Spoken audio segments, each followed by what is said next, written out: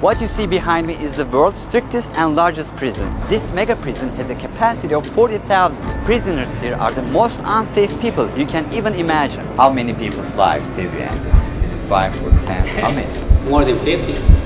MS-13 and many other gangs. These are animals.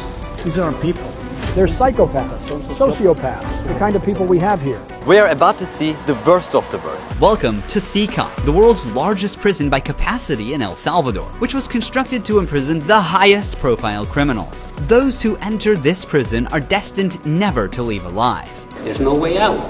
How are you going to come out of this? The reason why this small country of 6 million needs the largest prison is the gangs. Once dominating the country, these gangs faced a dramatic crackdown starting in March 2022. Under President Nayib Bukele's administration, over 70,000 individuals, about 2% of the country's adult population, were arrested within just 16 months. Buses transported thousands of chained gang members to CECOT in a tightly coordinated nighttime operation. Sitting one behind the other, heads lowered, they looked like a single mass. Surrounded by armed guards, none of them dared to resist commands. Their life has changed in a day. In this documentary, we will interview one of them, one of the most ruthless gang leaders, known by the nickname Psycho. 10 minutes. You only have 10 minutes. Built in 2022, this massive prison is made up of 8 separate modules spread over 410 acres of land. Each pair of modules is enclosed by 2 separate 3-meter-high walls with razor wire. The entire facility is surrounded by a towering 9-meter-high wall with a 3-meter-high electric fence carrying 15,000 volts. 19 watchtowers are ensuring nothing escapes notice. The entire design doesn't just prevent escape, it erases the very idea of it. Hello. Hello, we have permission from the presidency. The soldiers stopped us. We're hoping this will be the last checkpoint. The jammers blocked all signals within a 2-kilometer radius of CECOT, completely cutting off all communication. Over 600 soldiers work only to secure the perimeter. We are going to leave all of our belongings here before entering the prison. We will only carry our cameras and microphones, that's it. Pass slowly. Look at the camera. The body scan. I forgot my wedding ring on. Well, that needs to be put away over there. This high-capacity X-ray scanner even shows bones and internal organs. It's mainly used to scan newcomers, ensuring no one tries to sneak in anything forbidden on their body before entering. The inmates used to swallow some objects, or they would try to bring them in vaginally or anally. Micro SD memory cards, microchips, and not only that, even phone charges. Another thorough body search has been conducted. Take off your shoes. They even inspected inside our socks. It took us around 1 hour just to pass through security, even though we were invited as media after months of applying. Guards are wearing masks because they're doing a risky job here. So if they get identified, it might be riskier for them to go to town centers because these gangs, they have a lot of connections. So they have to keep their identity secret. Why don't you wear a mask? I have to talk to them face to face, looking them in the eye. They already know who I am. We're in the registration room. This area is for inmates only. When a criminal is captured on the street, they don't carry ID or give their real name. That's why their fingerprints and photographs are taken here to enroll in the system. Once they become a permanent part of CECOT, the inmates lose all contact with loved ones for the rest of their lives, as family visits are strictly forbidden. It's also important to note that a small number of innocent people were mistakenly imprisoned during the big crackdown. Because of the no-contact policy, their families have no idea where they are or if they are still alive. For some, this documentary could be their first chance to see a missing loved one. Before entering the modules where the inmates are, we visit the armory of the prison. This section is a must in case of possible riots, and these convicts are the most unsafe people on earth. The type of firearm we use is a T65 rifle, similar to the M16 rifle. We also have this other firearm, which is a 12-gauge shotgun. A Sig Sauer rifle allows us to maneuver in spaces that are too tight to move. Whenever criminals are arrested and dragged to the bus, various cuffs and chains are used to restrict their movements and minimize the risk of harm to officers. Has there ever been a riot? So far, there have been no escape attempts. We have the worst of the worst within criminal organizations here. The riot gear consists of a head protection, a face shield, neck protection, an anti-trauma vest, leg protectors, shin guards, and of course, a shield. Generally, in the prisons, we see inmates invent any kind of handmade weapon, like awls or knives. They are fully protected. You can see how he protects his feet. Since this prison is so large, we have to hop on this bus. We are entering the module area. To keep the country safe, 1,000 staff members work inside CECOT. It is impossible, but let's just imagine that an inmate get out of the fortress. These pebbles that you see are put here intentionally because when they walk on these pebbles, it works like an alarm system. It makes a noise, they cannot sneak away. Have they tried to escape? No. Could they try? Difficult, because they would have to go through a series of security rings. CECOT was built with its own infrastructure in an isolated area, including an electrical and sewage system to prevent external interference. In case of an electricity cut or water supply issue, the cisterns and power plants will maintain operations for up to a week. I'm so excited.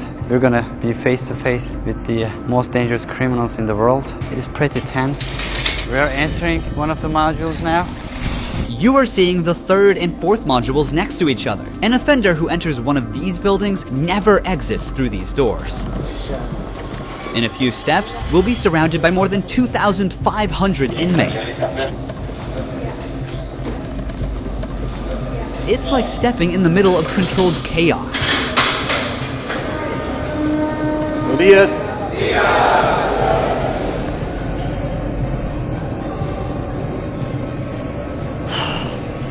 is so intense. Their eyes are all on me, following my every step. Getting an eye contact with them. There are so many of them. I'm speechless. I can't help but feel unease. All of them wear white shirts, shorts, and slippers. They don't have any other belongings. Most are barely out of their early 20s and convicted of serious offenses. Even the most infamous criminals in history have an average of 20 to 30 proven victims. But here, some of the inmates are responsible for hundreds of innocent people's lives. Can I ask the inmates something? No. If you have any questions, I can answer them for you. If they try to communicate with me now, what are you gonna do? I'm not going to allow them. They know from them that subsequently there may be a penalty for not abiding by an instruction. I'm curious to know which of these group leaders I'll be interviewing. It is forbidden for us to pass this yellow line because these are one of the most dangerous human beings on earth. Without the bars between us, everyone knows exactly what could happen. There are 32 cells in every one of the 8 modules making up the mega prison. Each cell holds around 80 inmates, but the number can go as high as 150. Despite not being at full capacity, the inmates only have 0.5 square meters of personal space each. Prisoners do not have any ventilation rights or courtyards to walk outside their cell. Each inmate here have been given one of the longest sentences you can even imagine in your life. The only thing that doesn't change that all these inmates will never get outside. They will never see sunlight. The only people are authorized to get inside and outside are the personnel and sometimes media like us. They will never ever leave this building. If you see their look, you can see the emptiness in their soul. They don't have any hope towards future. They look very robotic. Their life is so monotone. This open corner is their toilet area. They have like 2 toilets for 80 inmates. It's literally humiliating these inmates. Like their whole confidence is disciplined here. The same place where they use the toilet is also where they take showers. To clean themselves, they use plastic dippers in a single shared basin. There's no running water in the cells, so the prisoners have to rely on one blue barrel for drinking water.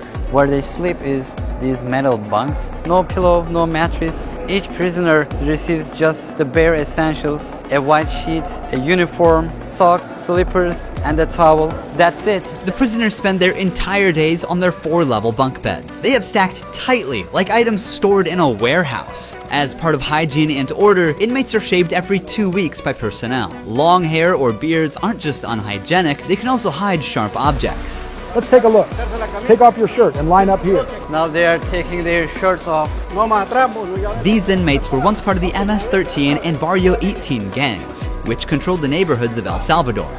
These two rival gangs spent years extorting money from locals and causing great suffering to Salvadorans. There is Barrio 18, MS-13 gangs all together in one cell. That's right, just like that. The entire module is the same. They all live like this. Outside, entering each other's neighborhood could mean being torn apart. Yet here, they are side by side until their last breath. How do they live without attacking one another? They have to learn how to live together. Here, they are in a prison. They are not on the street. Most of the inmates have tattoos covering their entire bodies, even including their faces, showing their loyalty structure. For MS-13, tattoos often include initial letters or the number 13. Members of the other gang use symbols like 18 or 666, which add up to 18 and symbolize the devil, or they use Roman numerals. Having gang tattoos on one's face is a clear sign that they are one of the most ruthless and high-ranking members of the organization. Crossing paths with such a person on the street is the same as staring death in the face. A spiderweb tattoo represents being caught in the web of justice and serving a long prison sentence. The devil horns tattoo is a dark symbol that represents these individuals' worship of the devil. Some even claim that they carried out their actions under the devil's command. A teardrop tattoo signifies that the person has ended someone's life. The number of teardrops indicates how many lives they've taken. If there are 3 teardrops, it suggests that the tattoo's owner has taken so many lives that they've lost count. With the phrase "laugh now, cry later," these masks or clown tattoos send a clear message. Stay strong in the face of hardship now and deal with the consequences later. Are all these people truly bad? They're on another level, high-profile criminals who will never change their mentality. If you look at the upside, there's a catwalk area. Guards consistently watch over the inmates from this elevated spot above the cells. If anything suspicious occurs, they will intervene while an extensive network of cameras observes every corner 24/7, ensuring nothing goes unnoticed. The modules are kept lit all day and night for monitoring. When the sun goes down, the lights stay on all the time. They are constantly being observed. I think this is one of the hardest things. When they try to sleep, they use their towels and cover their eyes to block the light. Preacher here is teaching some of the important lessons from the Bible to the inmates. They're doing physical exercise over here. There's a trainer there. This is the only time these inmates get out of their cells. These activities take place for a total of 1 hour per week, under the watch of armed guards. For the rest of the time, they are locked inside. They used to control the streets. Now, they can't even take a step with their free will. It's a rotating schedule. There's not enough space, so they can't all go out on the same day. Has there ever been a chaotic incident when these inmates were outside of their cells? So far, nothing. Whenever we focus the camera on a cell, we often catch a prisoner silently mouthing words. Even behind bars, gang members attempt to send orders to the outside. This prisoner was doing just that, but we censored him to block the message. Despite the crackdown, these groups still hold significant power outside. Rumors suggest they have plans for taking revenge by targeting innocent people. But in response, the authorities threaten to impose even harsher measures on imprisoned members. If they do that, there won't even be one meal in prison. Uno. I swear to God they won't eat a grain of rice. Let's see how long their homeboys last inside. Here they get 3 meal times: breakfast, lunch, and dinner. Breakfast is usually beans and rice. For lunch, they get white rice and pasta. And dinner's pretty much the same. The only thing that changes is the drink. There's no nutritious food like chicken or meat. This is the lunch. It's rice, pasta, and 2 tortillas. Does the menu vary from day to day? No, Is it the same every day? it's always the same. It's for freshmen. Okay. It's a sugary drink. I'm going to taste it for myself. Inmates must eat with their hands and clean their plates before returning them, With a diet lacking in protein, many likely suffer from nutritional deficiencies. Before starting our interview with an inmate, I want to show you one more place that is even more extreme than what you've seen so far. Here we are in the isolation cell area. If inmates break a rule, they can be sent to these isolation cells according to the legislation. The law gives me the right to keep the prisoners in isolation for up to 15 days. These cells have sealed doors. Through this grid, I can see them and identify who's inside. We serve food here, and we also use this space to put handcuffs on them before opening the door to move them from here to their cell. Welcome to the isolation cell. If an inmate misbehaves, this is where he ends up. He won't know the time or how much longer he'll be kept inside. For days or even weeks, he sleeps on this concrete bed without ever leaving. They are cut off from the outside world, left alone with nothing but their thoughts. This is where they supply their water. There's a water basin here. They take their water here, and this is where they pee. The basin for drinking water and the toilets are located side by side. The toilet looks recently used and dirty, suggesting that this cell has recently been used. The only light they have is this little hole that barely lets the sunshine in. This openness is also the sole source of fresh air.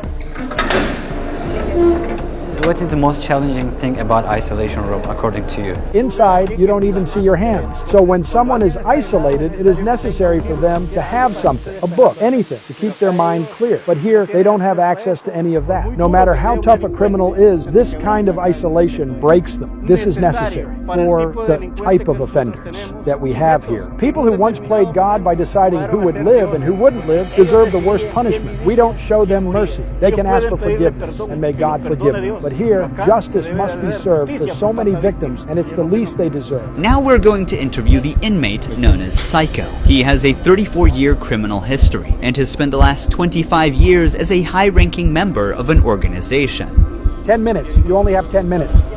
12 guards are barely enough to ensure the safety around this inmate. Remove the mask. What is your name? My name is Marvin Ernesto Medrano Vasquez. How old are you? I'm 41 years old. You don't look 41. You look younger, like 35. That's a good thing that you told me, because I feel old. Can I see your tattoos?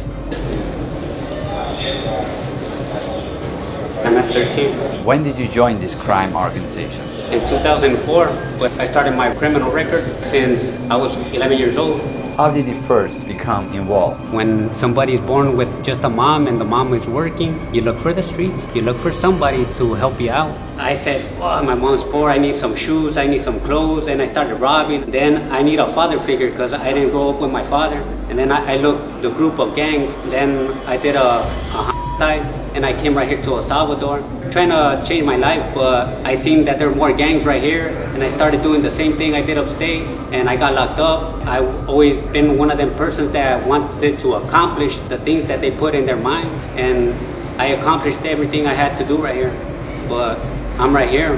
This is how the devil pays the people. Is it true that to join this crime organization, you need to end someone's life? Yeah. But the first one must be one of your relatives, right? Yeah, because you got to gain territory for your gang. I lost my mom, my dad, my son, everything right here because of the gangs. When I could be with my family, hey, upstate, the United States, a better life. But, you know, we took wrong decisions, and this is the cause of this. That's why I tell the youth, hey, go to school, listen to your mom, listen to your dad. Don't live this life that we live right here. There's no way out. How many people's lives have you ended? Is it 5 or 10? How many? No, if you talk about what you used to do in the jails after, it probably get a few more than 50. You gotta do it sometimes. How did you become cold-blooded and merciless in time?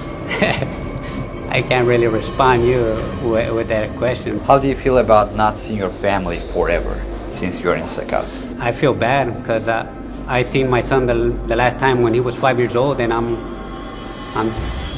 he's 21 years old right now. I want to see him. I want to tell him, hey, don't do the same things that your dad did.